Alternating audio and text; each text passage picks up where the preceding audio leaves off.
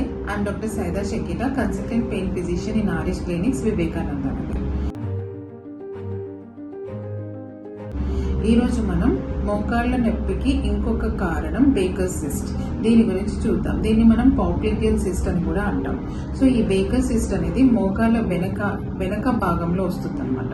So దీని details గా causes, symptoms and treatments అన్ని డీటెయిల్ గా ఎక్స్ప్లెయిన్ చేస్తాను. బేకర్ సిస్ట్ అనేది మోకాళ్ళ వెనుక భాగంలో ఏర్పడే ద్రవంతో నిండిన గడ్డ. దీన్ని మనం పాప్లిటియల్ సిస్ట్ అని కూడా అంటాం. సో దీని సిమ్టమ్స్ కనుక చూసుకుంటే మోకాలి వెనుక భాగంలో వాపులాగా ఉంటుంది. నడిచేటప్పుడు పేషెంట్స్ కి నొప్పి రావచ్చు. మోకాళ్ళని మడిచేటప్పుడు, స్ట్రెయిట్ చేసేటప్పుడు కూడా వాళ్ళకి అక్కడ ఏదో పట్టుకున్నట్టు అనిపిస్తుంది అనమాట. సో దీనికి మనము కాజెస్ చూసుకున్నట్టయితే కారణాలు arthritis, either rheumatoid arthritis or knee osteoarthritis వల్ల ఇది ఏర్పడుతుంది. ఇంకోటి ట్రామా వల్ల. మెయిన్గా మనం ట్రీట్మెంట్ రైస్ అన్న పదంతో చూడొచ్చు. లైక్ రైస్ అంటే RICE, రెస్ట్ ఇవ్వాలి. ఎక్కడైతే మనకి వాపు ఉంటుందో ఆ మోకాల్ని మనకు రెస్ట్ ఇవ్వాలి. దాని తర్వాత ఐ అంటే ఐస్ పెట్టుకోవాలి. వాపు తగ్గడానికి ఐస్ పెట్టుకోవాలి. ఇంకా వాపు రాకుండా ఇంకా పెరగకుండా ఉండడానికి కంప్రెషన్ ఇవ్వాల్సి వస్తుంది. సో కంప్రెషన్, దాని తర్వాత ఎలివేషన్ ఆఫ్ ద లింబ్ అంటే ఆ మోకాలని కొంచెం హైట్లో పెట్టి పడుకోవాలి. సో ఇది మన ట్రీట్మెంట్ రైస్ అని కూడా అంటాము. చాలా నొప్పి ఉంటే మనం యాంటీ ఇన్ఫ్లమేటరీ డ్రగ్స్ తీసుకుంటే తగ్గిపోతుంది.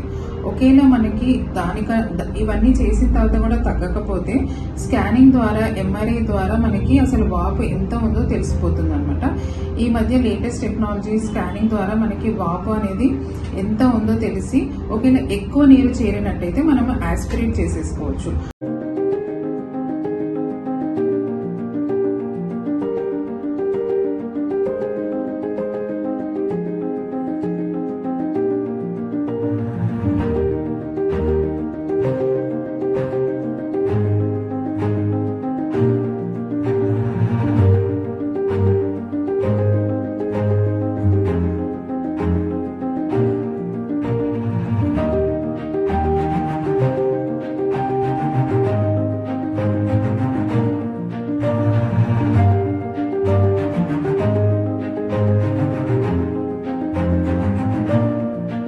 సో మీరు గనక ఈ సమస్యతో బాధపడుతున్నట్టయితే ఈ కింద ఇచ్చిన నంబర్కి సంప్రదించగలరు. లేకపోతే మా క్లినిక్ వచ్చి చూపించుకోగలరు. Thank you.